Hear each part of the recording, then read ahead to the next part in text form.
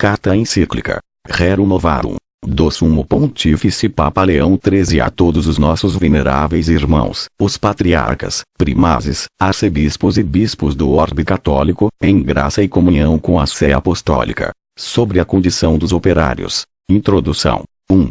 A sede de inovações, que há muito tempo se apoderou das sociedades e as tem numa agitação febril, devia, tarde ou cedo, passar das regiões da política para a esfera vizinha da economia social. Efetivamente, os progressos incessantes da indústria, os novos caminhos em que entraram as artes, a alteração das relações entre os operários e os patrões, a influência da riqueza nas mãos de um pequeno número ao lado da indigência da multidão, a opinião enfim mais avantajada que os operários formam de si mesmos e a sua união mais compacta, tudo isto, sem falar da corrupção dos costumes, deu em resultado final um temível conflito. Por toda a parte, os espíritos estão apreensivos e numa ansiedade expectante, o que por si só basta para mostrar quantos e quão graves interesses estão em jogo. Esta situação preocupa e põe ao mesmo tempo em exercício o gênio dos doutos, a prudência dos sábios, as deliberações das reuniões populares, a perspicácia dos legisladores e os conselhos dos governantes, e não há, presentemente, outra causa que impressione com tanta veemência o espírito humano. É por isto que, veneráveis irmãos, o que em outras ocasiões temos feito, para bem da Igreja e da salvação comum dos homens, em nossas encíclicas sobre a soberania política, a liberdade humana, a constituição cristã dos Estados e outros assuntos análogos, refutando, segundo nos pareceu oportuno, as opiniões errôneas e falazes, o julgamos dever repetir hoje e pelos mesmos motivos, falando-vos da condição dos operários. Já temos tocado esta matéria muitas vezes, quando se nos tem proporcionado o ensejo, mas a consciência do nosso cargo apostólico impõe-nos como um dever tratá-la nesta encíclica mais explicitamente e com maior desenvolvimento, a fim de pôr em evidência os princípios de uma solução, conforme a justiça e a equidade. O problema nem é fácil de resolver, nem isento de perigos. E difícil, efetivamente, precisar com exatidão os direitos e os deveres que devem a um mesmo tempo reger a riqueza e o proletariado, o capital e o trabalho. Por outro lado, o problema não é sem perigos, porque não poucas vezes homens turbulentos e astuciosos procuram desvirtuar-lhe o sentido e aproveitam-no para excitar as multidões e fomentar desordens. Causas do conflito. 2. Em todo caso, estamos persuadidos, e todos concordam nisto, de que é necessário, com medidas prontas e eficazes, virem ao auxílio dos homens das classes inferiores, atendendo a que eles estão, pela maior parte, numa situação de infortúnio e de miséria imerecida. O século passado destruiu, sem as substituir por coisa alguma, as corporações antigas, que eram para eles uma proteção. Os princípios e o sentimento religioso desapareceram das leis e das instituições públicas, e assim, pouco a pouco, os trabalhadores, isolados e sem defesa, têm-se visto, com o decorrer do tempo, entregues à mercê de senhores desumanos e à cobiça de uma concorrência desenfreada. A usura voraz veio agravar ainda mais o mal. Condenada muitas vezes pelo julgamento da Igreja, não tem deixado de ser praticada sob outra forma por homens ávidos de ganância e de insaciável ambição. A tudo isto deve acrescentar-se o monopólio do trabalho e dos papéis de crédito, que se tornaram o quinhão de um pequeno número de ricos e de opulentos, que impõem assim um jugo quase servil à imensa multidão dos proletários.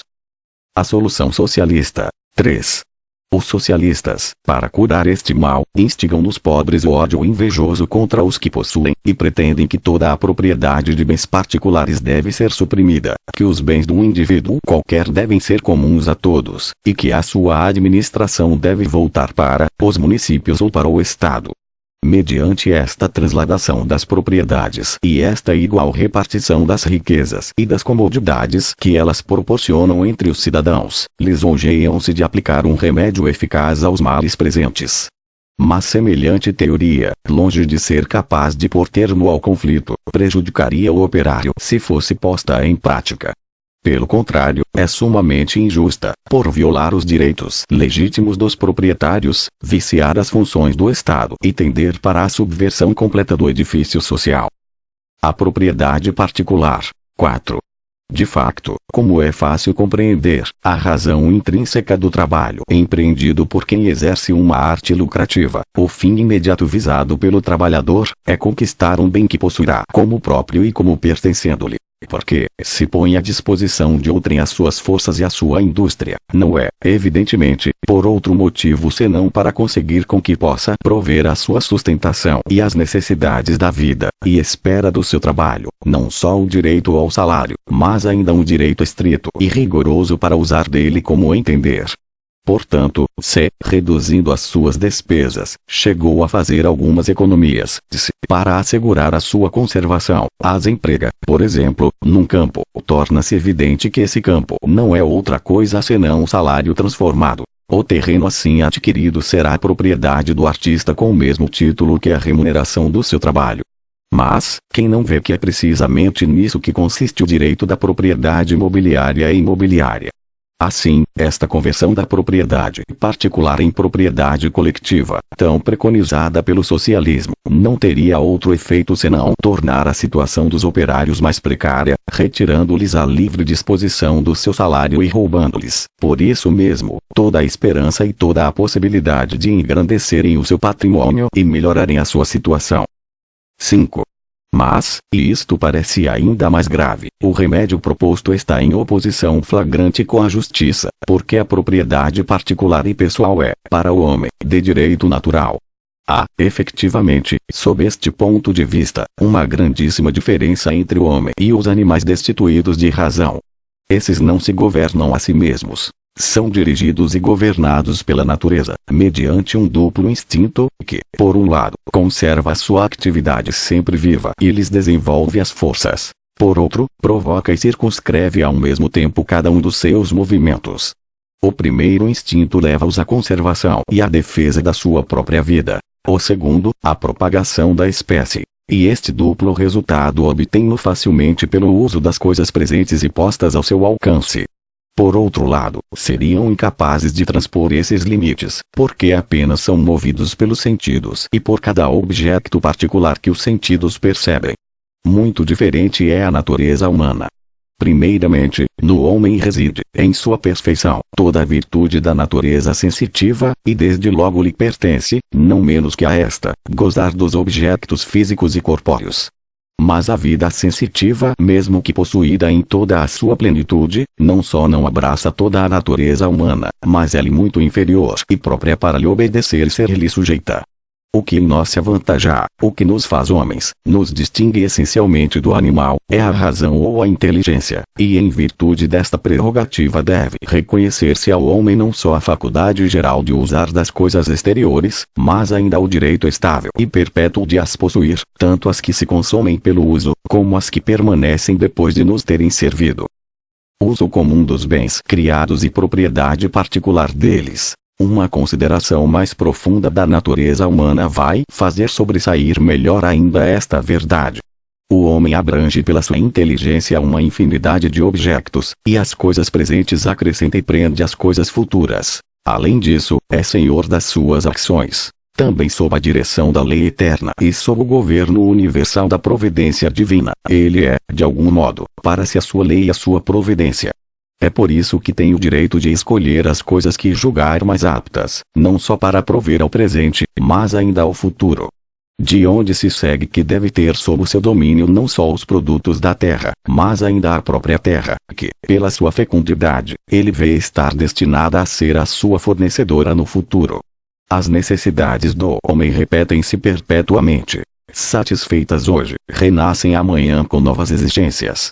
Foi preciso, portanto, para que ele pudesse realizar o seu direito em todo o tempo, que a natureza pusesse à sua disposição um elemento estável e permanente, capaz de lhe fornecer perpetuamente os meios. Ora, esse elemento só podia ser a terra, com os seus recursos sempre fecundos. E não se apele para a providência do Estado, porque o Estado é posterior ao homem, e antes que ele pudesse formar-se, já o homem tinha recebido da natureza o direito de viver e proteger a sua existência.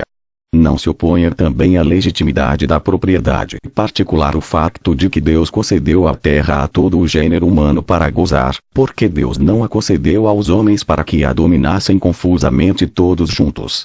Tal não é o sentido dessa verdade. Ela significa, unicamente, que Deus não assinou uma parte a nenhum homem em particular, mas quis deixar a limitação das propriedades à indústria humana e às instituições dos povos. Aliás, posto que dividida em propriedades particulares, a terra não deixa de servir à utilidade comum de todos, atendendo a que não há ninguém entre os mortais que não se alimente do produto dos campos.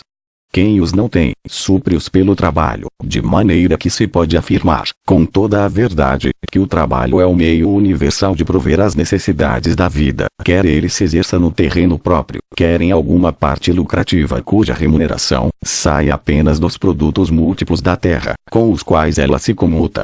De tudo isto resulta, mais uma vez, que a propriedade particular é plenamente conforme à natureza.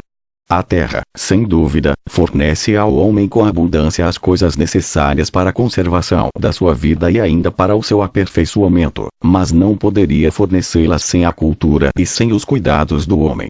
Ora, que faz o homem, consumindo os recursos do seu espírito e as forças do seu corpo em procurar esses bens da natureza?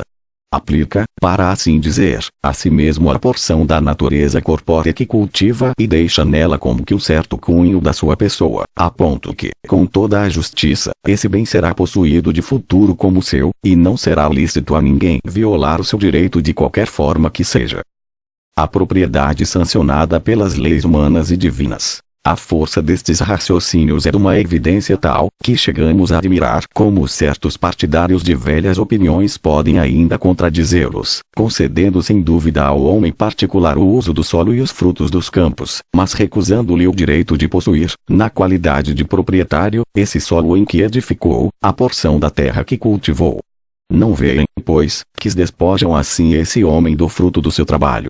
Porque, afinal, esse campo amanhado com arte pela mão do cultivador, mudou completamente de natureza. Era selvagem, ei-lo arroteado. De infecundo, tornou-se fértil. O que o tornou melhor, está inerente ao solo e confunde-se de tal forma com ele, que em grande parte seria impossível separá-lo. Suportaria a justiça que um estranho viesse então a atribuir-se esta terra banhada pelo suor de quem a cultivou? Da mesma forma que o efeito segue a causa, assim é justo que o fruto do trabalho pertença ao trabalhador. E, pois, com razão, que a universalidade do gênero humano, sem se deixar mover pelas opiniões contrárias de um pequeno grupo, reconhece, considerando atentamente a natureza, que nas suas leis reside o primeiro fundamento da repartição dos bens e das propriedades particulares. Foi com razão que o costume de todos os séculos sancionou uma situação tão conforme à natureza do homem e à vida tranquila e pacífica das sociedades. Por seu lado, as leis civis, que recebem o seu valor Santo Tomás de Aquino, quando são justas, da lei natural, confirmam esse mesmo direito e protegem-no pela força. Finalmente, a autoridade das leis divinas vem pôr-lhe o seu selo, proibindo, sob perla gravíssima, até mesmo o desejo do que pertence aos outros. Não desejarás a mulher do teu próximo, nem a sua casa, nem o seu campo, nem o seu boi, nem a sua serva, nem o seu jumento, nem coisa alguma que lhe pertença. Deuteronômio 5:21. A família e o Estado. 6. Entretanto, esses direitos, que são inatos a cada homem considerado isoladamente, apresentam-se mais rigorosos ainda, quando se consideram nas suas relações e na sua conexão com os deveres da vida doméstica. Ninguém põe em dúvida que, na escolha do gênero de vida, seja lícito cada um seguir o conselho de Jesus Cristo sobre a virgindade, ou contrair um laço conjugal. Nenhuma lei humana poderia apagar de qualquer forma o direito natural e primordial de todo homem ao casamento, nem circunscrever o fim principal para que ele foi estabelecido desde a origem.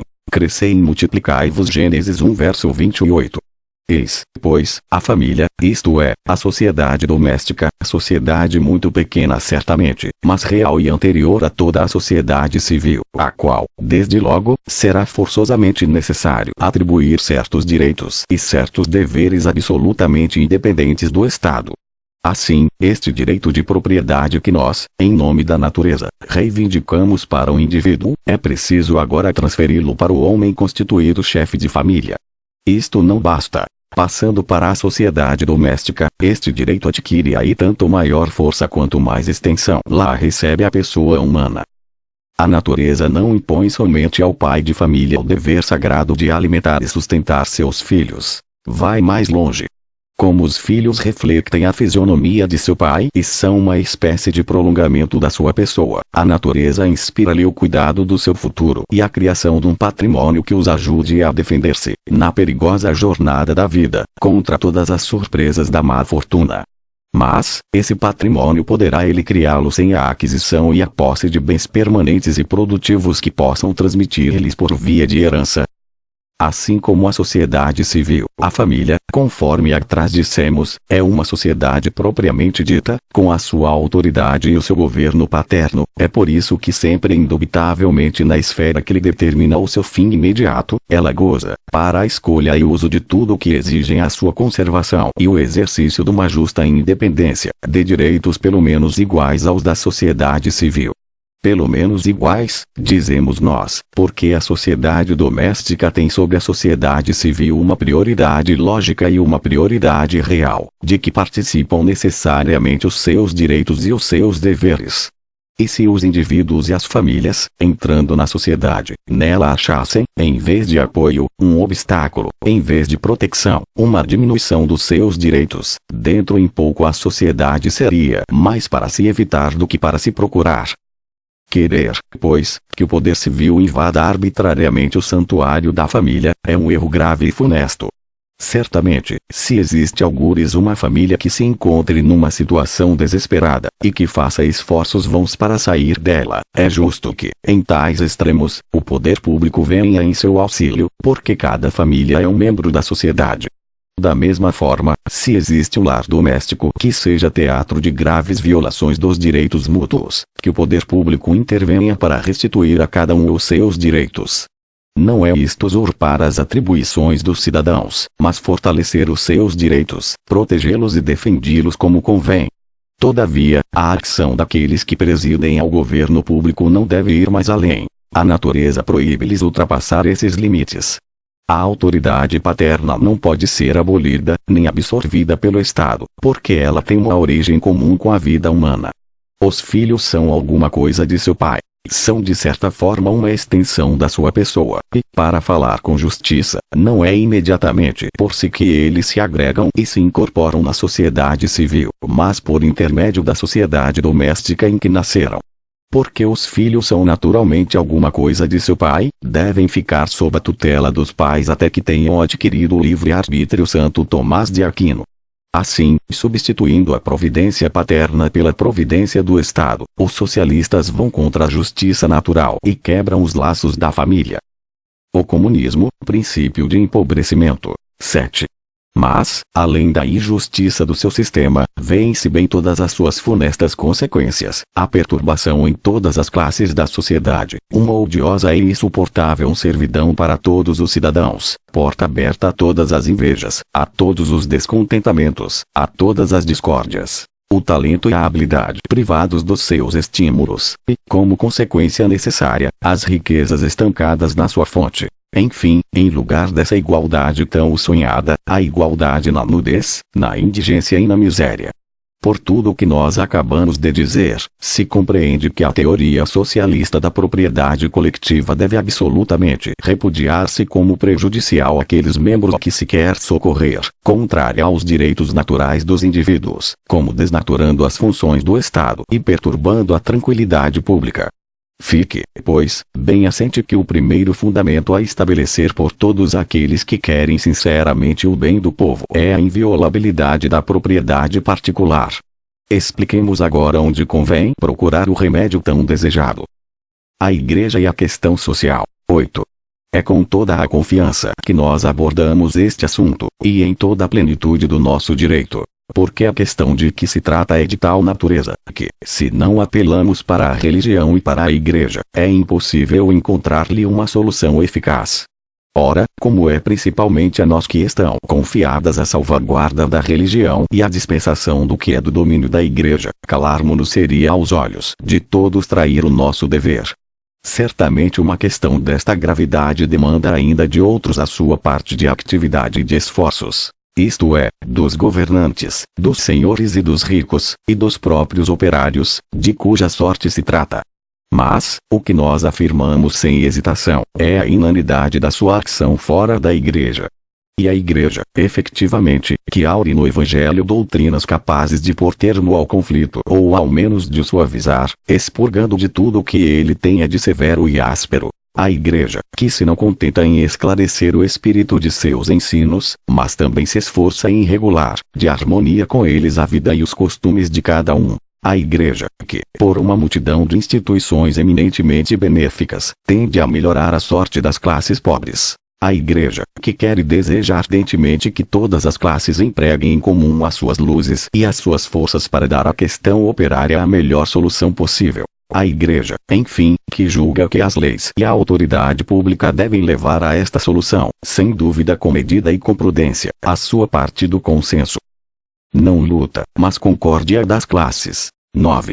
O primeiro princípio a pôr em evidência é que o homem deve aceitar com paciência a sua condição. É impossível que na sociedade civil todos sejam elevados ao mesmo nível.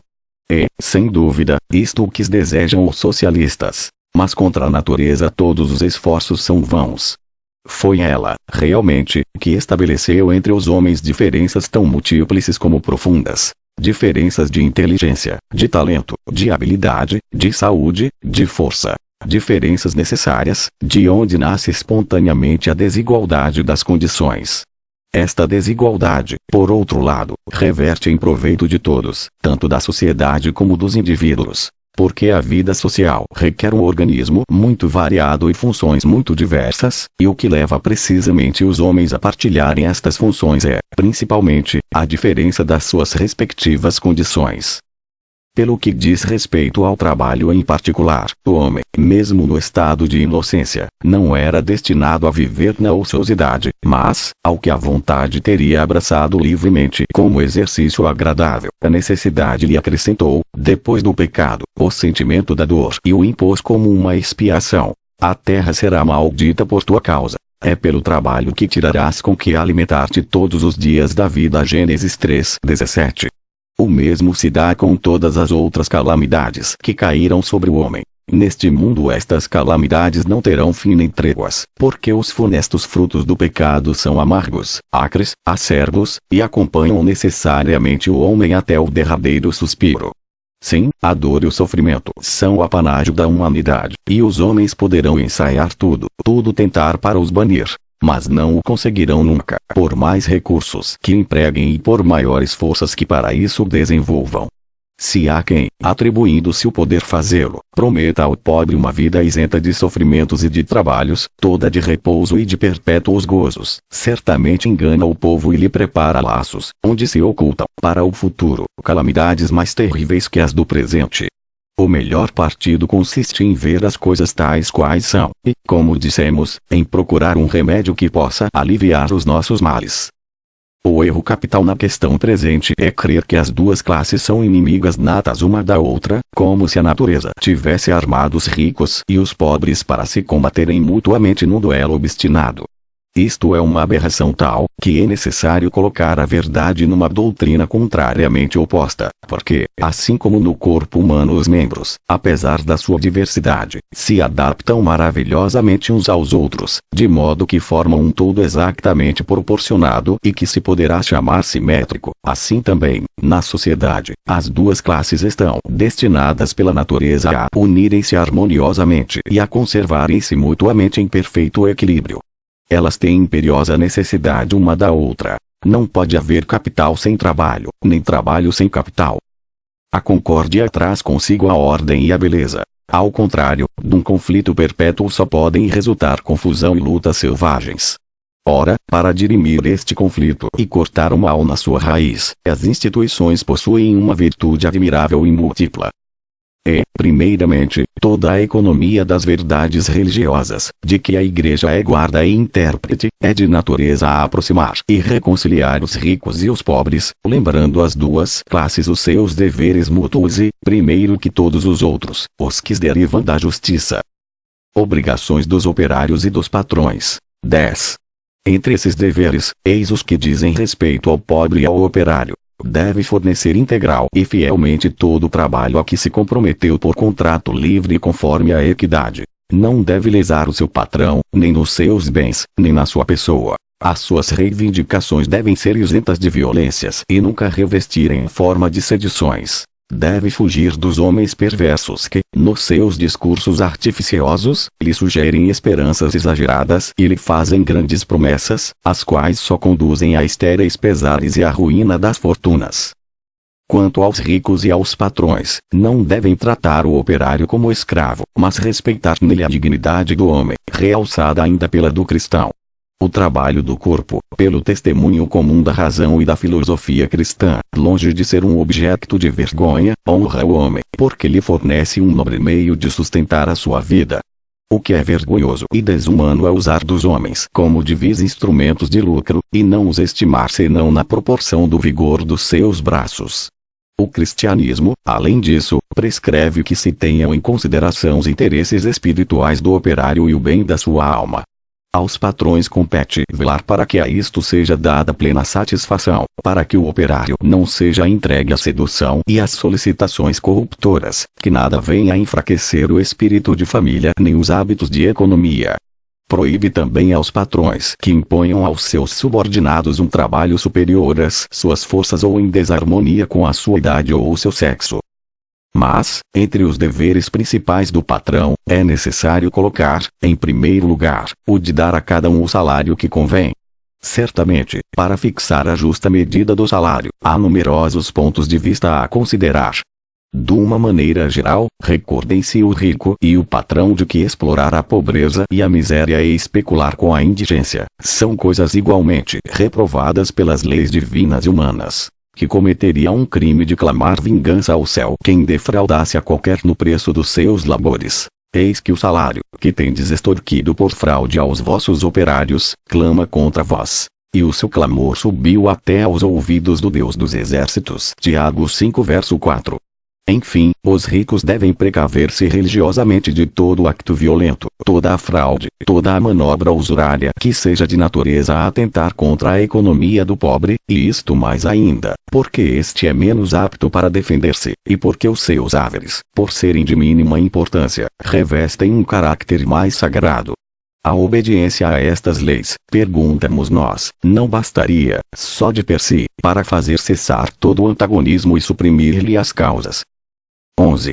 Todavia a Igreja, instruída e dirigida por Jesus Cristo, eleva o seu olhar ainda para mais alto, propõe um conjunto de preceitos mais completo, porque ambiciona estreitar a união das duas classes até as unir uma à outra por laços de verdadeira amizade. Ninguém pode ter uma verdadeira compreensão da vida mortal, nem estimá-la no seu devido valor, se não se eleva à consideração da outra vida que é imortal. Suprime esta, imediatamente toda a forma e toda a verdadeira noção de honestidade desaparecerá. Mais ainda, todo o universo se tornará um impenetrável mistério. Quando tivermos abandonado esta vida, só então começaremos a viver. Esta verdade, que a mesma natureza nos ensina, é um dogma cristão sobre o qual assenta, como sobre o seu primeiro fundamento, toda a economia da religião. Não, Deus não nos fez para estas coisas frágeis e caducas, mas para as coisas celestes e eternas. Não nos deu esta terra como nossa morada fixa, mas como lugar de exílio. Que abundeis em riquezas ou outros bens, chamados bens de fortuna, ou que estejais privados deles, isto nada importa à eterna beatitude. O uso que fizerdes deles é o que interessa. Pela sua superabundante redenção, Jesus Cristo não suprimiu as aflições que formam quase toda a trama da vida mortal. Fez delas estímulos de virtude e fontes de mérito, de sorte que não há homem que possa pretender as recompensas eternas, se não caminhar sobre os traços sanguinolentos de Jesus Cristo. Se sofremos com ele reinaremos. 2 Timóteo 2:12. Por outra parte, escolhendo ele mesmo a cruz e os tormentos, minorou-lhe singularmente o peso e a amargura, e, a fim de nos tornar ainda mais suportável o sofrimento, ao exemplo acrescentou a sua graça e a promessa de uma recompensa sem fim. Porque o momento tão curto e tão ligeiro das aflições que sofremos nesta vida, produz em nós o peso eterno de uma glória soberana e incomparável. 2 Coríntios 4 verso 7. Assim, os afortunados deste mundo são advertidos de que as riquezas não os isentam da dor. que elas não são de nenhuma utilidade para a vida eterna, mas antes um obstáculo. Mateus 19 de 23 a 24. Que eles devem tremer diante das ameaças severas que Jesus Cristo profere contra os ricos. Lucas 6 de 24 a 25. Que, enfim, virá um dia em que deverão prestar a Deus, seu juiz, rigorosíssimas contas do uso que hajam feito da sua fortuna. Posse e uso das riquezas. 12. Sobre o uso das riquezas, já a pura filosofia pôde delinear alguns ensinamentos de suma excelência e extrema importância, mas só a Igreja nos pode dar na sua perfeição, e fazê-los descer do conhecimento à prática. O fundamento dessa doutrina está na distinção entre a justa posse das riquezas e o seu legítimo uso. A propriedade particular, já o dissemos mais acima, é de direito natural para o homem. O exercício deste direito é coisa não só permitida, sobretudo a quem vive em sociedade, mas ainda absolutamente necessária. Santo Tomás. Agora, se pergunta em que é necessário fazer consistir o uso dos bens, a Igreja responderá sem hesitação: a esse respeito o homem não deve ter as coisas exteriores por particulares, mas sim por comuns, de tal sorte que facilmente dê parte delas aos outros nas suas necessidades. É por isso que o apóstolo disse: ordena aos ricos do século dar facilmente, comunicar as suas riquezas. Santo Tomás. Ninguém certamente é obrigado a aliviar o próximo privando-se do seu necessário ou do de sua família, nem mesmo a nada suprimir do que as conveniências ou decência impõem na sua pessoa. Ninguém com efeito deve viver contrariamente às conveniências. Santo Tomás.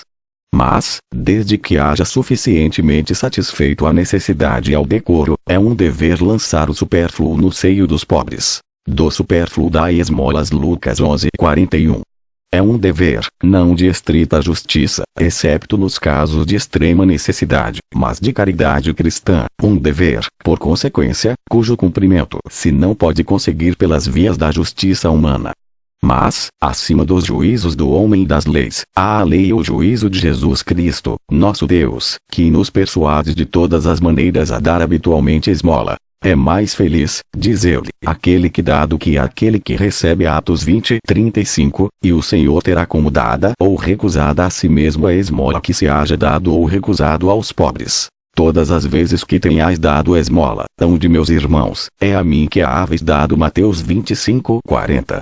Eis, aliás, em algumas palavras, o resumo desta doutrina. Quem quer que tenha recebido da divina bondade maior abundância, quer de bens externos e do corpo, quer de bens da alma, recebeu-os com o fim de os fazer servir ao seu próprio aperfeiçoamento, e, ao mesmo tempo, como ministro da providência, ao alívio dos outros. E por isso, que quem tiver o talento da palavra, tome cuidado em se não calar. Quem possuir superabundância de bens, não deixe a misericórdia entumescer-se no fundo do seu coração. Quem tiver a arte de governar, aplique-se com cuidado a partilhar com seu irmão o seu exercício e os seus frutos. Dignidade do trabalho. 13.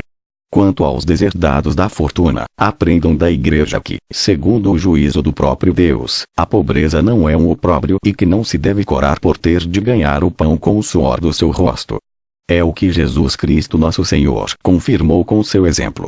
Ele, que de muito rico que era, se fez indigente. 2 Coríntios 8:9 para a salvação dos homens.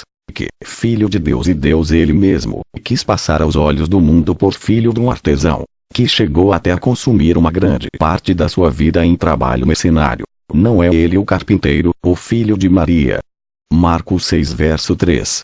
Quem tiver na sua frente o modelo divino, compreenderá mais facilmente o que nós vamos dizer. Que a verdadeira dignidade do homem e a sua excelência reside nos seus costumes, isto é, na sua virtude. Que a virtude é o patrimônio comum dos mortais, ao alcance de todos, dos pequenos e dos grandes, dos pobres e dos ricos. Só a virtude e os méritos, seja qual for a pessoa em quem se encontrem, obterão a recompensa da eterna felicidade.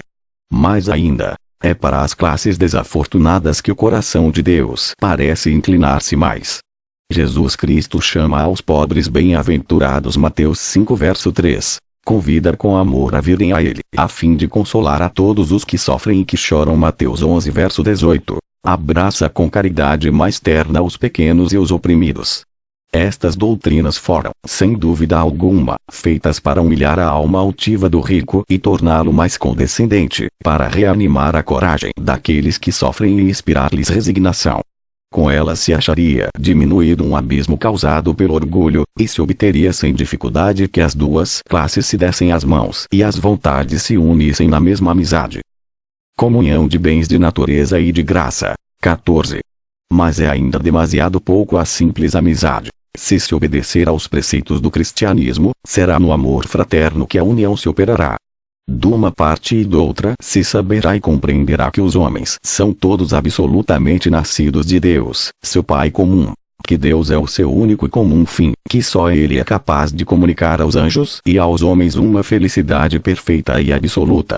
Que todos eles foram igualmente resgatados por Jesus Cristo e restabelecidos por Ele na sua dignidade de filhos de Deus, e que assim um verdadeiro laço de fraternidade os une, quer entre si, quer a Cristo, seu Senhor, que é um primogênito de muitos irmãos. Romanos 8 verso 29. Eles saberão, enfim, que todos os bens da natureza, todos os tesouros da graça, pertencem em comum e indistintamente a todo o gênero humano e que só os indignos é que são deserdados dos bens celestes. Se vos sois filhos, sois também herdeiros, herdeiros de Deus, co-herdeiros de Jesus Cristo. Romanos 8 verso 17.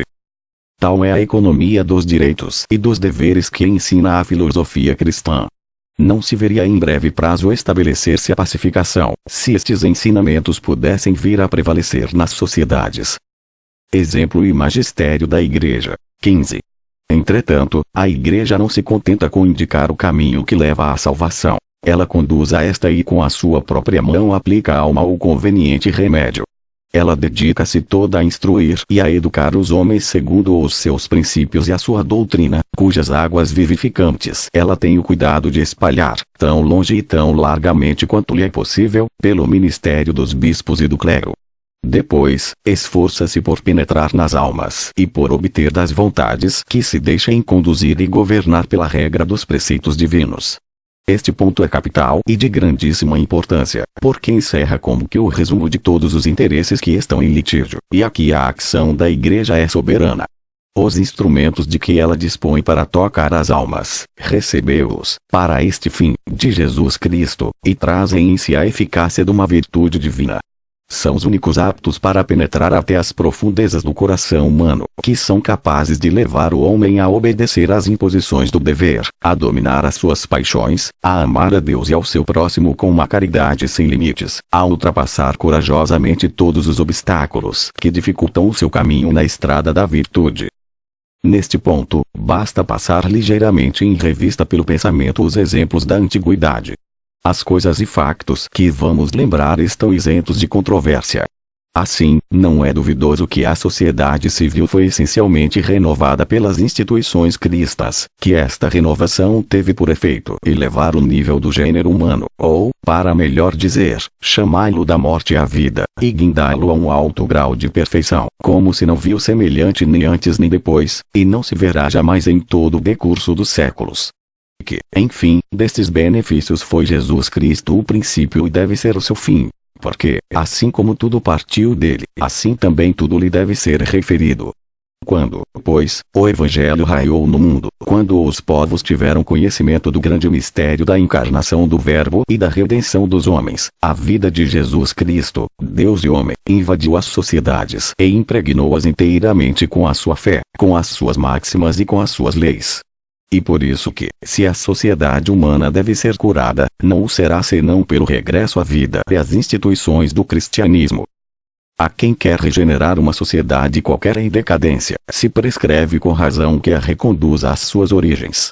Porque a perfeição de toda a sociedade consiste em prosseguir e atingir o fim para o qual foi fundada, de modo que todos os movimentos e todos os actos da vida social nasçam do mesmo princípio de onde nasceu a sociedade. Por isso, afastar-se do fim é caminhar para a morte, e voltar a ele é readquirir a vida.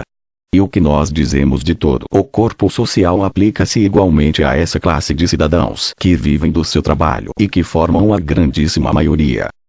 Nem se pense que a Igreja se deixa absorver de tal modo pelo cuidado das almas, que põe de parte o que se relaciona com a vida terrestre e mortal. Pelo que em particular diz respeito à classe dos trabalhadores, ela faz todos os esforços para os arrancar à miséria e procurar-lhes uma sorte melhor. E, certamente, não é um fraco apoio que ela dá a esta obra só pelo facto de trabalhar, por palavras e actos, para reconduzir os homens à virtude.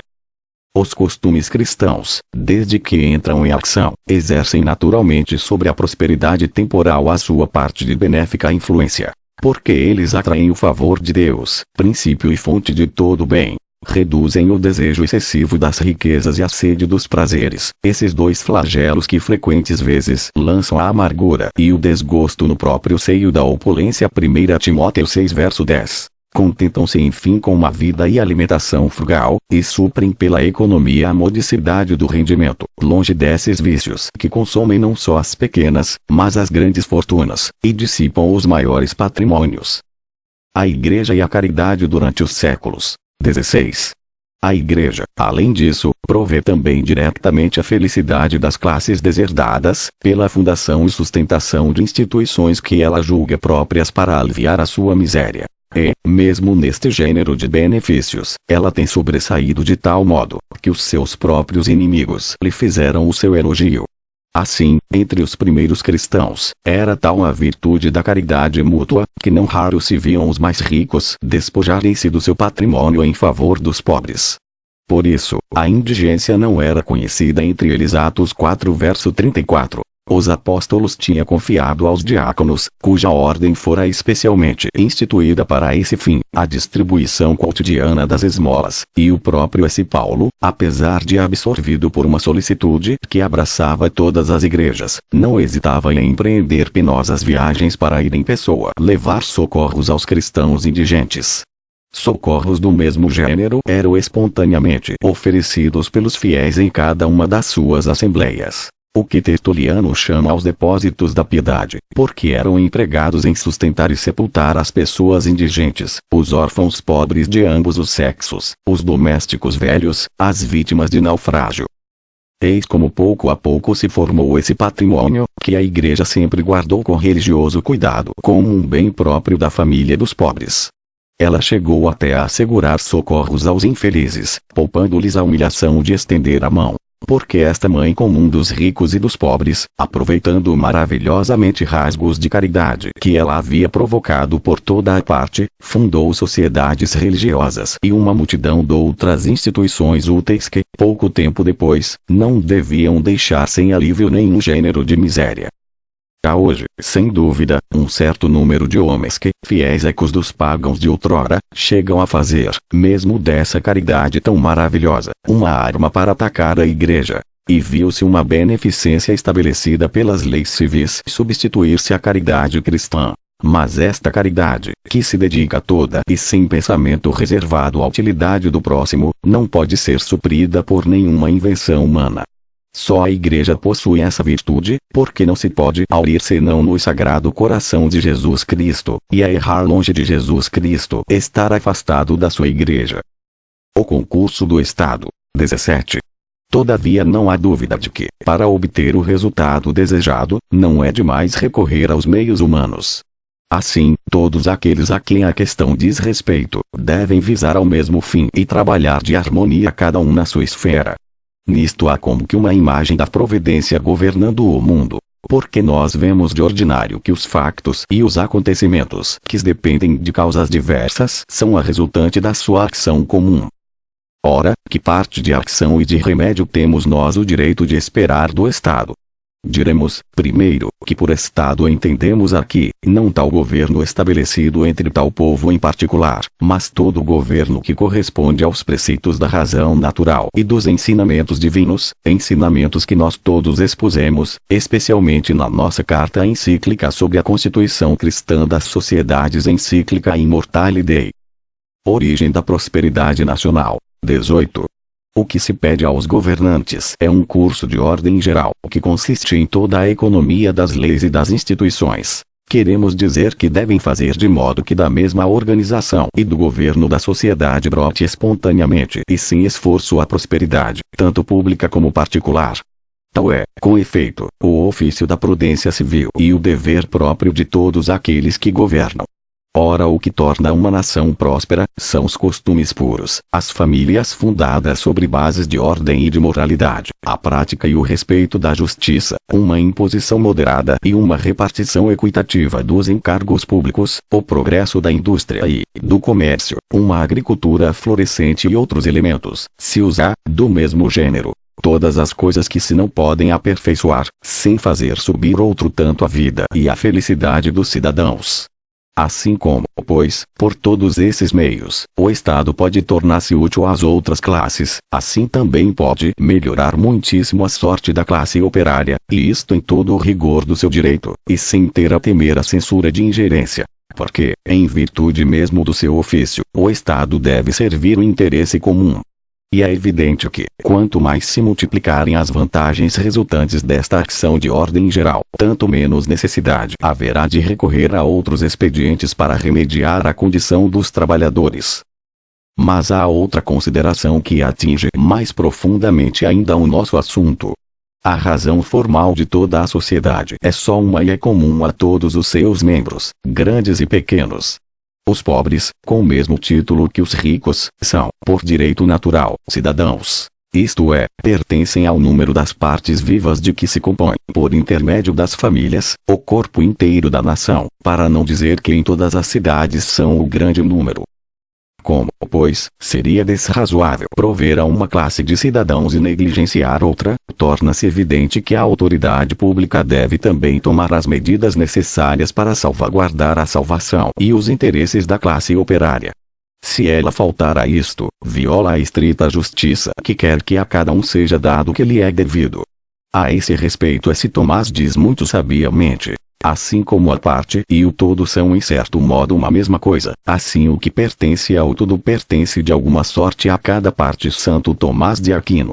E por isso que, entre os graves e numerosos deveres dos governantes que querem prover, como convém, ao público, o principal dever, que domina todos os outros, consiste em cuidar igualmente de todas as classes de cidadãos, observando rigorosamente as leis da justiça, chamada distributiva. Mas, ainda que todos os cidadãos, sem exceção, devam contribuir para a massa dos bens comuns, os quais, aliás, por giro natural, se repartem de novo entre os indivíduos, todavia as constituições respectivas não podem ser nem as mesmas, nem de igual medida. Quaisquer que sejam as vicissitudes pelas quais as formas do governo são chamadas a passar, haverá sempre entre os cidadãos essas desigualdades de condições, sem as quais uma sociedade não pode existir nem conceber-se. Sem dúvida são necessários homens que governem, que façam leis, que administrem a justiça, que, enfim, por seus conselhos ou por via da autoridade, administrem os negócios da paz e as coisas da guerra. Que estes homens devem ter a proeminência em toda a sociedade e ocupar nela o primeiro lugar, ninguém o pode duvidar, pois eles trabalham diretamente para o bem comum e de uma maneira tão excelente. Os homens que, pelo contrário, se aplicam às coisas da indústria, não podem concorrer para este bem comum nem na mesma medida, nem pelas mesmas vias. Mas, entretanto, também eles, ainda que de maneira menos direta, servem muitíssimos interesses da sociedade. Sem dúvida alguma, o bem comum, cuja aquisição deve ter por efeito aperfeiçoar os homens, é principalmente um bem moral. Mas numa sociedade regularmente constituída deve encontrar-se ainda uma certa abundância de bens exteriores cujo uso é reclamado para exercício da virtude. Santo Tomás de Aquino. Ora, a fonte fecunda e necessária de todos esses bens é principalmente o trabalho do operário, o trabalho dos campos ou da oficina. Mais ainda, nesta ordem de coisas, o trabalho tem uma tal fecundidade e tal eficácia, que se pode afirmar, sem receio de engano, que ele é a fonte única de onde procede a riqueza das nações. A equidade manda, pois, que o Estado se preocupe com os trabalhadores, e proceda de modo que, de todos os bens que eles proporcionam à sociedade, lhes seja dada uma parte razoável, como habitação e vestuário, e que possam viver à custa de menos trabalho e privações. De onde resulta que o Estado deve favorecer tudo o que, de perto ou de longe, pareça de natureza melhorar-lhes a sorte. Esta solicitude, longe de prejudicar alguém, tornar-se-á, ao contrário, em proveito de todos, porque importa soberanamente à nação que homens, que são para ela o princípio de bens tão indispensáveis, não se encontrem continuamente a braços com os horrores da miséria. O governo é para os governados e não vice-versa. 19. Dissemos que não é justo que o indivíduo ou a família sejam absorvidos pelo Estado, mas é justo, pelo contrário, que aquele esta tenham a faculdade de proceder com liberdade, contando que não atentem contra o bem geral, e não prejudiquem ninguém. Entretanto, aos governantes pertence proteger a comunidade e as suas partes. A comunidade, porque a natureza confiou a sua conservação ao poder soberano, de modo que a salvação pública não é somente aqui a lei suprema, mas é a própria causa e a razão de ser do principado. As partes, porque, de direito natural, o governo não deve visar só os interesses daqueles que têm o poder nas mãos, mas ainda o bem dos que lhe estão submetidos. Tal é o ensino da filosofia, não menos que da fé cristã. Por outra parte, a autoridade vem de Deus e é uma participação da sua autoridade suprema. Desde então, aqueles que são os depositários dela devem exercê-la à imitação de Deus, cuja paternal solicitude se não estende menos a cada uma das criaturas em particular do que a todo o seu conjunto. Se, pois, os interesses gerais, ou o interesse de uma classe em particular, se encontram ou lesados ou simplesmente ameaçados, e se não for possível remediar ou obviar a isso do outro modo, é de toda a necessidade recorrer à autoridade pública. Obrigações e limites da intervenção do Estado. 20. Ora, importa a salvação comum e particular que a ordem e a paz reinem por toda a parte. Que toda a economia da vida doméstica seja regulada segundo os mandamentos de Deus e os princípios da lei natural. Que a religião seja honrada e observada. Que se vejam florescer os costumes públicos e particulares. Que a justiça seja religiosamente graduada, e que nunca uma classe possa oprimir impunemente a outra. Que cresçam robustas gerações, capazes de ser o sustentáculo e, se necessário for, o baluarte da pátria. É por isso que os operários, abandonando o trabalho ou suspendendo por greves, ameaçam a tranquilidade pública. Que os laços naturais da família afrouxam entre os trabalhadores. Que se calca aos pés a religião dos operários, não lhes facilitando o cumprimento dos seus deveres para com Deus. Que a promiscuidade dos sexos e outras incitações ao vício constituem nas oficinas um perigo para a moralidade. Que os patrões esmagam os trabalhadores sob o peso de exigências iníquas, ou desonram neles a pessoa humana por condições indignas e degradantes. Que atentam contra a sua saúde por um trabalho excessivo e desproporcionado com a sua idade e sexo. Em todos estes casos, é absolutamente necessário aplicar em certos limites a força e a autoridade das leis. Esses limites serão determinados pelo mesmo fim que reclama o socorro das leis, isto é, que eles não devem avançar nem empreender nada além do que for necessário para reprimir os abusos e afastar os perigos. Os direitos, em que eles se encontram, devem ser religiosamente respeitados e o Estado deve assegurá-los a todos os cidadãos, prevenindo ou vingando a sua violação. Todavia, na proteção dos direitos particulares, deve preocupar-se, de maneira especial, dos fracos e dos indigentes. A classe rica faz das suas riquezas uma espécie de baluarte e tem menos necessidade da tutela pública. A classe indigente, ao contrário, sem riquezas que a ponham a coberto das injustiças, conta principalmente com a proteção do Estado. Que o Estado se faça, pois, sob um particularíssimo título, a providência dos trabalhadores, que em geral pertencem à classe pobre. O Estado deve proteger a propriedade particular. 21. Mas, é conveniente descer expressamente a algumas particularidades. É um dever principalíssimo dos governos o assegurar a propriedade particular por meio de leis sábias. Hoje, especialmente, no meio de tamanho ardor de cobiças desenfreadas, é preciso que o povo se conserve no seu dever. Porque, se a justiça lhe concede o direito de empregar os meios de melhorar a sua sorte, nem a justiça nem o bem público consentem que danifiquem alguém na sua fazenda, nem que se invadam os direitos alheios sob pretexto de não que igualdade. Por certo que a maior parte dos operários quereriam melhorar de condição por meios honestos sem prejudicar a ninguém. Todavia, não poucos há que, embebidos de máximas falsas e desejosos de novidade, procuram a todo custo excitar e impelir os outros a violências. Intervenha portanto a autoridade do Estado, e, reprimindo os agitadores, preserve os bons operários do perigo da sedução e os legítimos patrões de serem despojados do que é seu. Impedir as greves. 22. O trabalho muito prolongado e pesado e uma retribuição mesquinha dão, não poucas vezes, aos operários ocasião de greves. E preciso que o Estado ponha cobro a esta desordem grave e frequente, porque estas greves causam dano não só aos patrões e aos mesmos operários, mas também ao comércio e aos interesses comuns. E em razão das violências e tumultos, a que de ordinário dão ocasião, põem muitas vezes em risco a tranquilidade pública.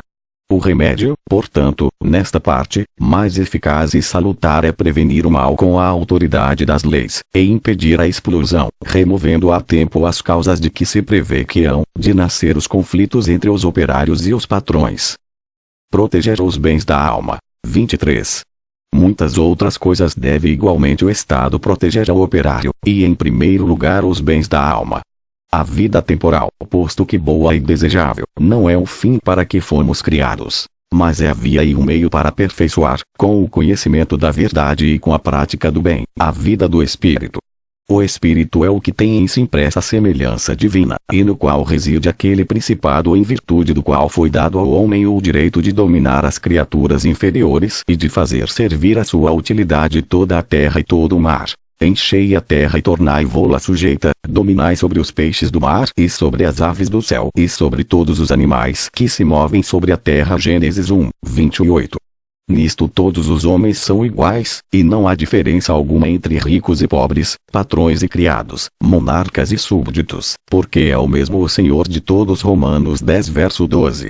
A ninguém é lícito violar impunemente a dignidade do homem, do qual Deus mesmo dispõe, com grande reverência, nem pôr-lhe impedimentos, para que ele siga o caminho daquele aperfeiçoamento que é ordenado para o conseguimento da vida eterna. Pois, nem mesmo por eleição livre, o homem pode renunciar a ser tratado segundo a sua natureza e aceitar a escravidão do espírito. Porque não se trata de direitos cujo exercício seja livre, mas de deveres para com Deus que são absolutamente invioláveis. 24. Daqui vem, como consequência, a necessidade do repouso festivo. Isto, porém, não quer dizer que se deve estar em ócio por mais largo espaço de tempo, e muito menos significa uma inação total, como muitos desejam, e que é a fonte de vícios e ocasião de dissipação, mas um repouso consagrado à religião. Unido à religião, o repouso tira o homem dos trabalhos e das ocupações da vida ordinária para o chamar ao pensamento dos bens celestes e ao culto devido à majestade divina. Eis aqui a principal natureza e fim do repouso festivo que Deus, com lei especial, prescreveu ao homem no Antigo Testamento, dizendo-lhe: recorda-te de santificar o sábado. Êxodo 20, verso 8. E que ensinou com seu exemplo, quando no sétimo dia, depois de criado o homem, repousou. Repousou no sétimo dia de todas as suas obras que tinha feito. Gênesis 2 versículo 2. Proteção do trabalho dos operários, das mulheres e das crianças. 25. No que diz respeito aos bens naturais e exteriores, primeiro que tudo é um dever da autoridade pública subtrair o pobre operário à desumanidade de ávidos especuladores, que abusam, sem nenhuma descrição, tanto das pessoas como das coisas. Não é justo nem humano exigir do homem tanto trabalho a ponto de fazer pelo excesso da fadiga embrutecer o espírito e enfraquecer o corpo. A atividade do homem, restrita como a sua natureza, tem limites que se não podem ultrapassar. O exercício e o uso aperfeiçoam-na, mas é preciso que de quando em quando se suspenda para dar lugar ao repouso. Não deve, portanto, o trabalho prolongar-se por mais tempo do que as forças permitem. Assim, o número de horas de trabalho diário não deve ceder à força dos trabalhadores, e a quantidade de repouso deve ser proporcionada à qualidade do trabalho, às circunstâncias do tempo e do lugar, à compleição e saúde dos operários.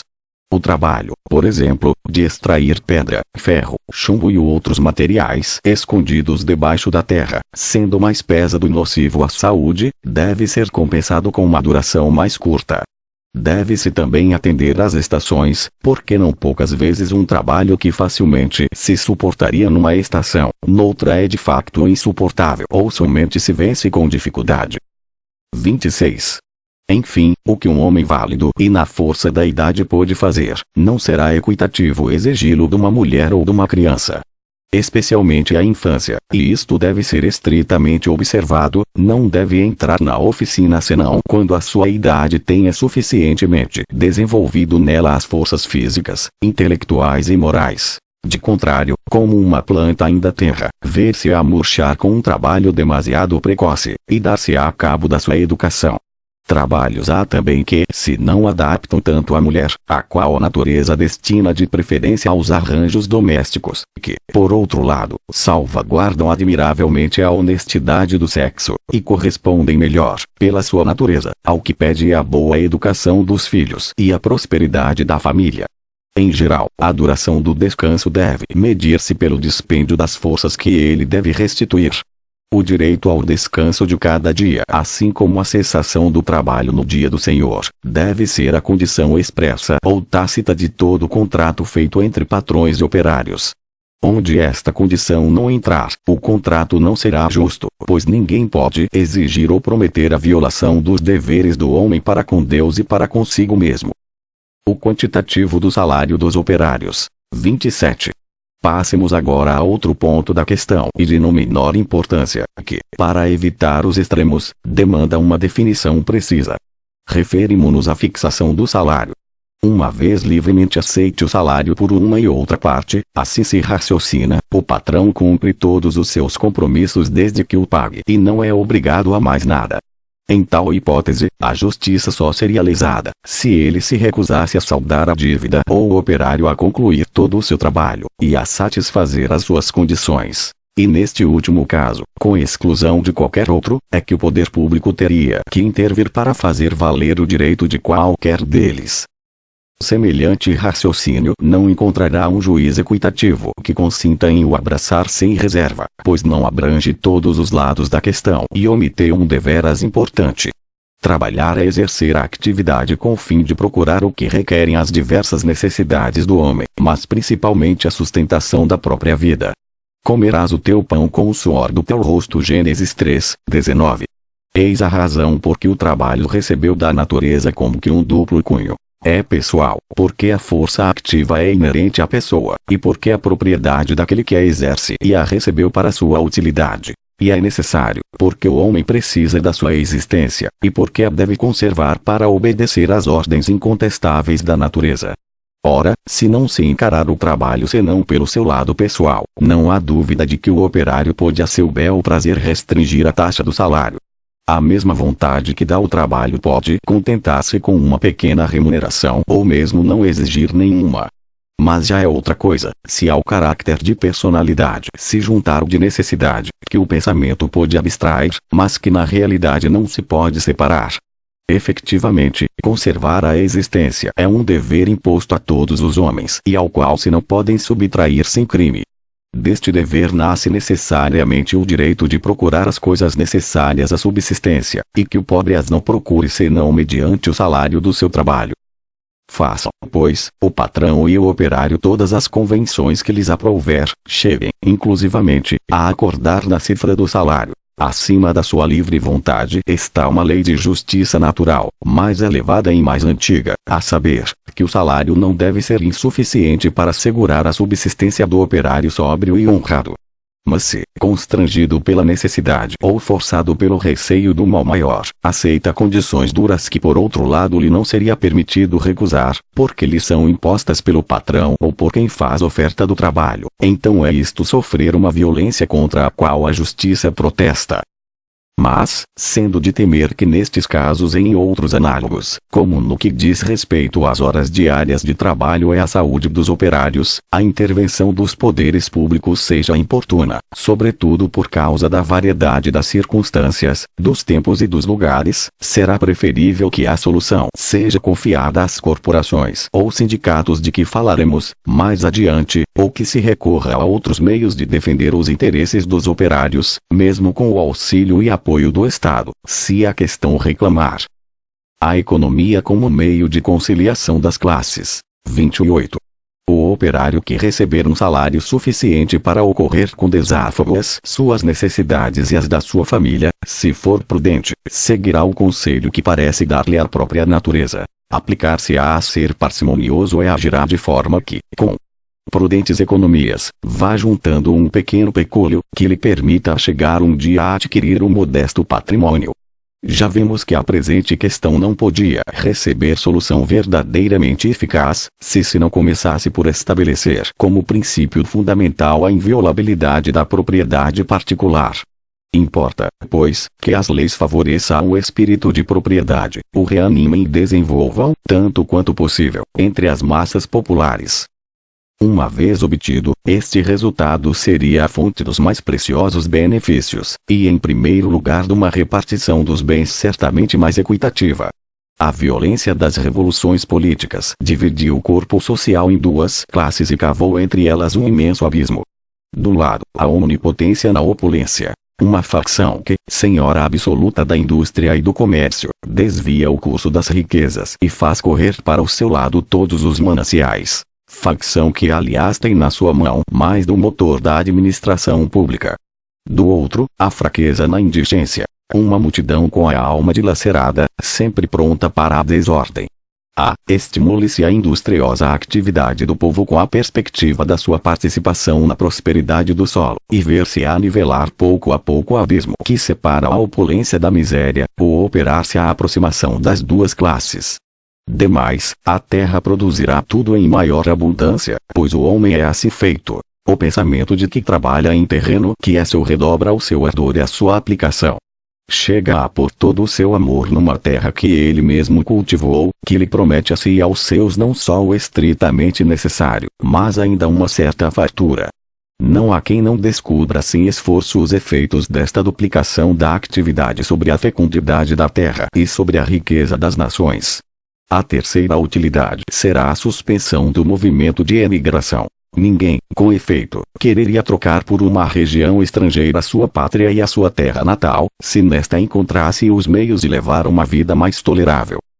Mas uma condição indispensável para que todas estas vantagens se convertam em realidades, é que a propriedade particular não seja esgotada por um excesso de encargos e de impostos. Não é das leis humanas, mas da natureza, que emana o direito de propriedade individual. A autoridade pública não o pode, pois, abolir. O que ela pode é regular-lhe o uso e conciliá-lo com o bem comum. É por isso que ela age contra a justiça e contra a humanidade quando, sob o nome de impostos, sobrecarrega desmedidamente os bens dos particulares. Benefício das corporações. 29. Em último lugar, diremos que os próprios patrões e operários podem singularmente auxiliar a solução, por meio de todas as obras capazes de aliviar eficazmente a indigência e de operar uma aproximação entre as duas classes. Pertencem a este número as associações de socorros mútuos, as diversas instituições, devidas à iniciativa particular, que têm por fim socorrer os operários, bem como as suas viúvas e órfãos, em caso de morte, de acidentes ou de enfermidades. Os patronatos que exercem uma proteção benéfica para com as crianças dos dois sexos, os adolescentes e os homens feitos. Mas o primeiro lugar pertence às corporações operárias, que abrangem quase todas as outras. Os nossos antepassados experimentaram por muito tempo a benéfica influência destas associações. Ao mesmo tempo que os artistas encontravam nelas inapreciáveis vantagens, as artes receberam delas novo brilho e nova vida, como o proclama a grande quantidade de monumentos. Sendo hoje mais cultas as gerações, mais pólidos os costumes, mais numerosas as exigências da vida cotidiana, é fora de dúvida que se não podia deixar de adaptar as associações a estas novas condições. Assim, com prazer vemos nós irem se formando por toda a parte sociedades deste gênero, quer compostas só de operários, quer mistas, reunindo ao mesmo tempo operários e patrões. É para desejar que aumentem a sua ação. Conquanto nos tenhamos ocupado delas mais de uma vez, queremos expor aqui a sua oportunidade e o seu direito de existência e indicar como devem organizar-se e qual deve ser o seu programa de ação.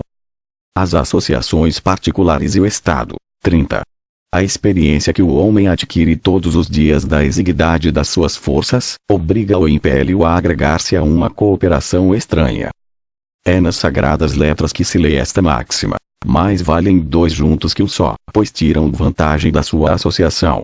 Se um cai, o outro sustenta-o. Desgraçado do homem só, pois, quando cair, não terá ninguém que o levante. Eclesiástico 4:9-12. E estoutra: o irmão que é ajudado por seu irmão, é como uma cidade forte. Provérbios 18 versículo 19. Desta propensão natural, como do único germe, nasce, primeiro, a sociedade civil. Depois, no próprio seio desta, outras sociedades que, por serem restritas e imperfeitas, não deixam de ser sociedades verdadeiras. Entre as pequenas sociedades e a grande, há profundas diferenças, que resultam do seu fim próximo. O fim da sociedade civil abrange universalmente todos os cidadãos, pois este fim está no bem comum, isto é, no bem do qual todos e cada um têm o direito de participar em medida proporcional. Por isso se chama público, porque reuniu os homens para formarem uma nação. Santo Tomás. Ao contrário, as sociedades que se constituem no seu seio são frágeis, porque são particulares, e o são com efeito, pois a sua razão de ser imediata é a utilidade particular e exclusiva dos seus membros. A sociedade particular é aquela que se forma com um fim particular, como quando 2 ou 3 indivíduos se associam para exercerem em comum o comércio. Santo Tomás. Ora, pelo facto de as sociedades particulares não terem existência senão no seio da sociedade civil, da qual são como outras tantas partes, não se segue, falando em geral e considerando apenas a sua natureza, que o Estado possa negar-lhes a existência. O direito de existência foi-lhes outorgado pela própria natureza, e a sociedade civil foi instituída para proteger o direito natural, não para o aniquilar. Por esta razão, uma sociedade civil que proibisse às sociedades públicas e particulares atacar-se a si mesma, pois todas as sociedades públicas e particulares tiram a sua origem no mesmo princípio, a natural sociabilidade do homem. Certamente se dão conjunturas que autorizam as leis a opor-se à fundação de uma sociedade deste gênero. Se uma sociedade, em virtude mesmo dos seus estatutos orgânicos, trabalhasse para um fim em oposição flagrante com a probidade, com a justiça, com a segurança do Estado, os poderes públicos teriam o direito de lhe impedir a formação, ou o direito de a dissolver, se já estivesse formada. Mas deviam em tudo isto proceder com grande circunspecção para evitar usurpação dos direitos dos cidadãos, e para não determinar, sob a cor da utilidade pública, alguma coisa que a razão houvesse de desaprovar.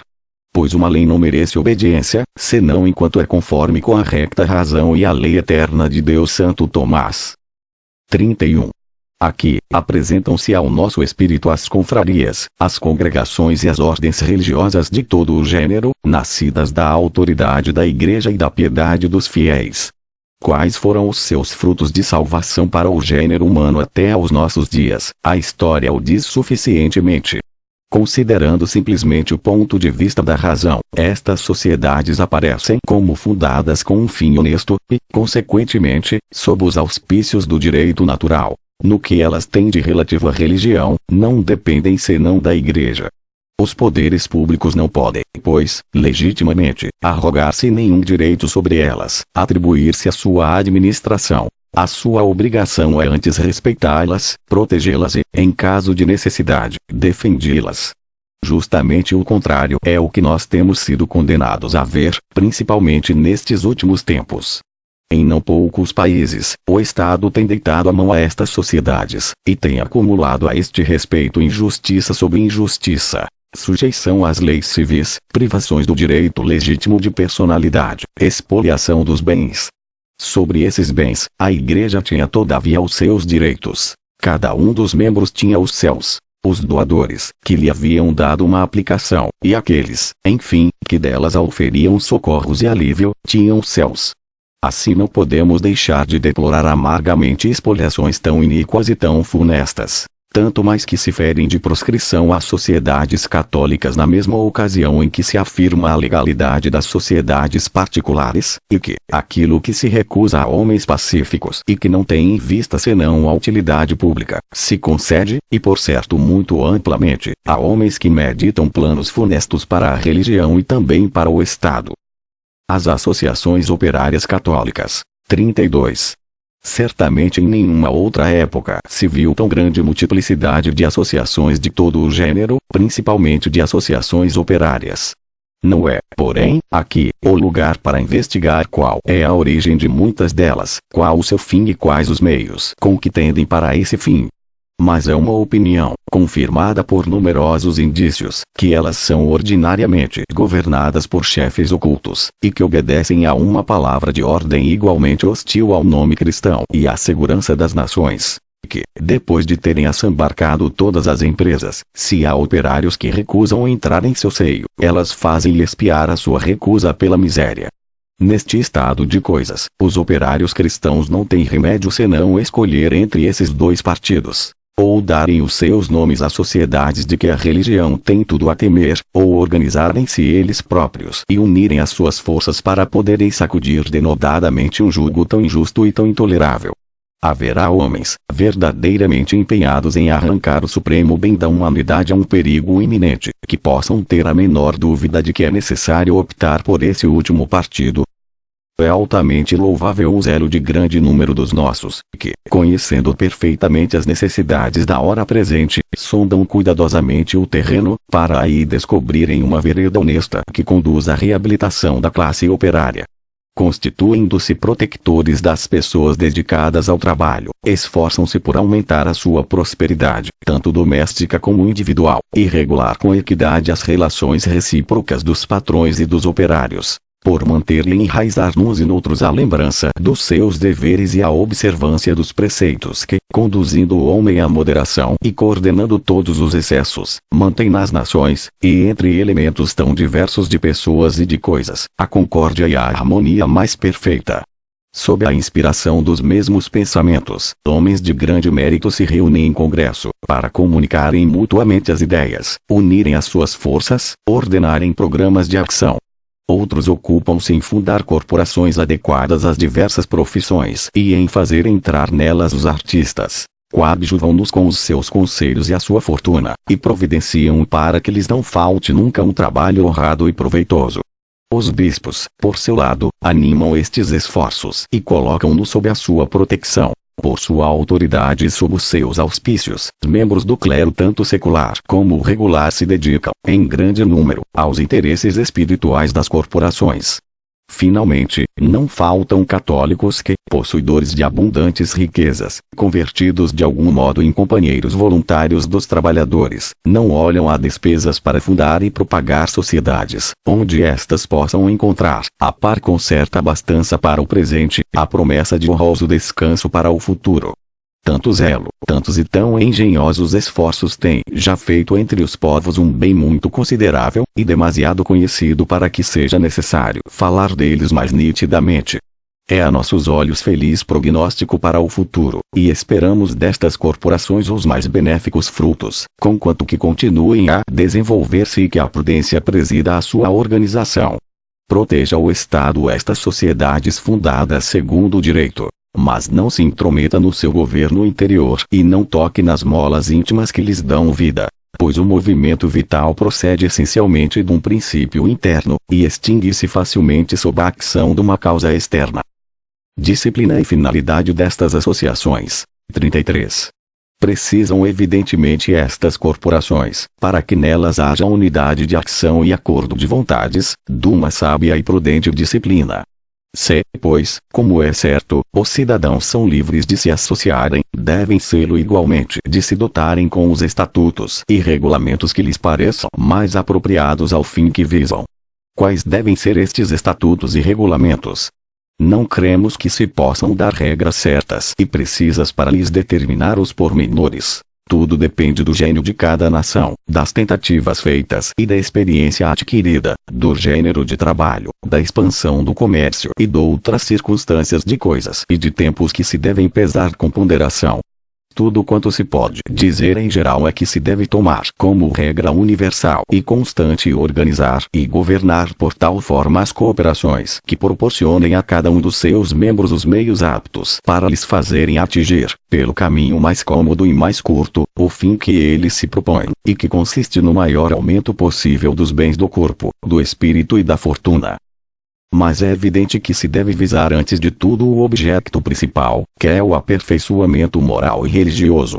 E principalmente este fim que deve regular toda a economia destas sociedades. Do outro modo, elas degenerariam bem depressa e cairiam, por pouco que fosse, na linha das sociedades em que não tem lugar a religião. Ora, de que serviria ao artista ter encontrado no seio da corporação a abundância material, se a falta de alimentos espirituais pusesse em perigo a salvação da sua alma? Que vale ao homem possuir o universo inteiro, se vier a perder a sua alma? Mateus 16, versículo 26. Eis o caráter com que nosso Senhor Jesus Cristo quis que se distinguisse o cristão do pagão. Os pagãos procuram todas estas coisas, procurai primeiro o reino de Deus, e todas estas coisas vos serão dadas por acréscimo. Mateus 6, versículos 32 e 33. Assim, pois, tomando a Deus por ponto de partida, desse amplo lugar a instrução religiosa a fim de que todos conheçam os seus deveres para com ele. O que é necessário crer, o que é necessário esperar, o que é necessário fazer para obter a salvação eterna, tudo isto lhes deve ser cuidadosamente recomendado. Premunam-se com particular solicitude contra as opiniões errôneas e contra todas as variedades do vício. Guie-se o operário ao culto de Deus, incite-se nele o espírito de piedade, faça-se principalmente fiel à observância dos domingos e dias festivos. Aprenda ele a amar e a respeitar a Igreja, mãe comum de todos os cristãos, a aquecer aos seus preceitos, a frequentar os seus sacramentos, que são fontes divinas onde a alma se purifica das suas manchas e bebe a santidade. Constituída assim a religião em fundamento de todas as leis sociais, não é difícil determinar as relações mútuas a estabelecer entre os membros para obter a paz e a prosperidade da sociedade. As diversas funções devem ser distribuídas da maneira mais proveitosa aos interesses comuns, e de tal modo que a desigualdade não prejudique a concórdia. Importa grandemente que os encargos sejam distribuídos com inteligência, e claramente definidos, a fim de que ninguém sofra injustiça. Que a massa comum seja administrada com integridade, e que se determine previamente, pelo grau de indigência de cada um dos membros, a quantidade de auxílio que deve ser concedido.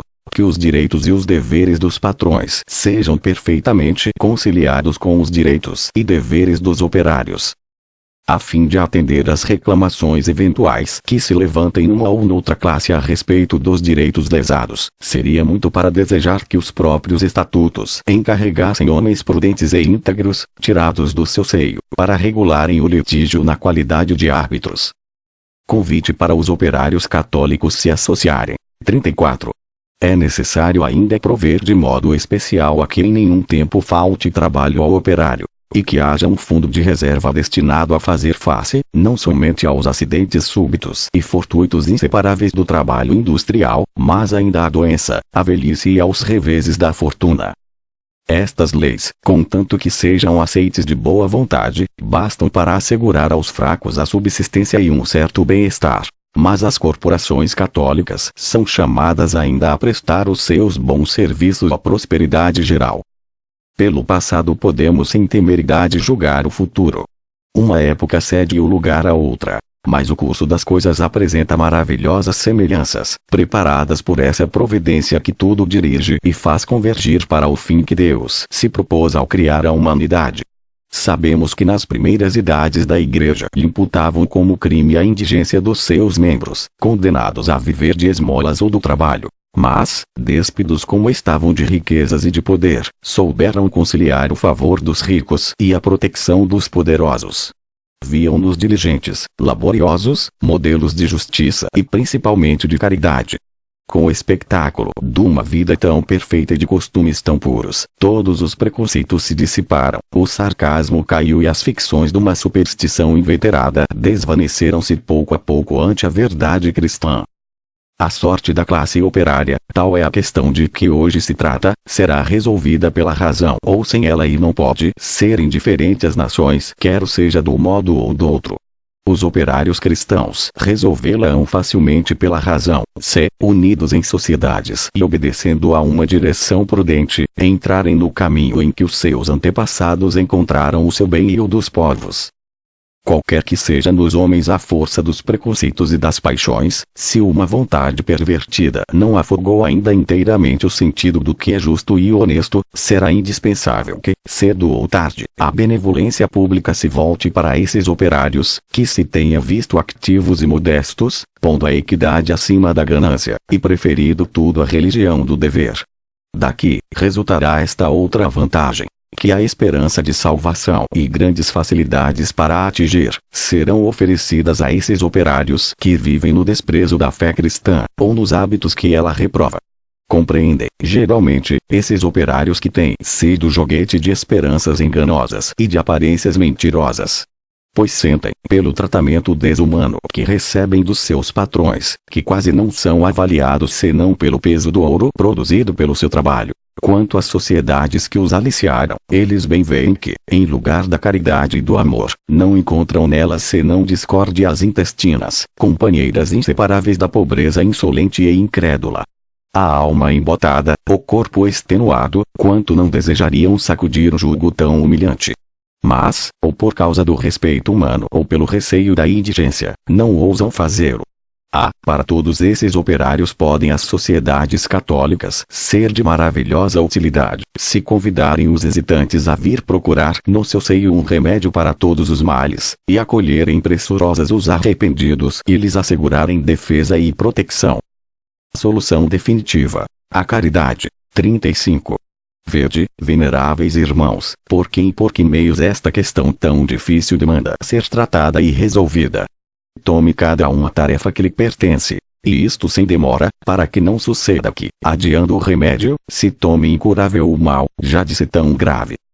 Façam os governantes uso da autoridade protectora das leis e das instituições. Lembrem-se os ricos e os patrões dos seus deveres. Tratem os operários, cuja sorte está em jogo, dos seus interesses pelas vias legítimas. E, visto que só a religião, como dissemos no princípio, é capaz de arrancar o mal pela raiz, lembrem-se todos de que a primeira coisa a fazer é a restauração dos costumes cristãos, sem os quais os meios mais eficazes sugeridos pela prudência humana serão pouco aptos para produzir salutares resultados. Quanto à Igreja, a sua ação jamais faltará por qualquer modo, e será tanto mais fecunda, quanto mais livremente se possa desenvolver. Nós desejamos que compreendam isto sobretudo aqueles cuja missão é velar pelo bem público.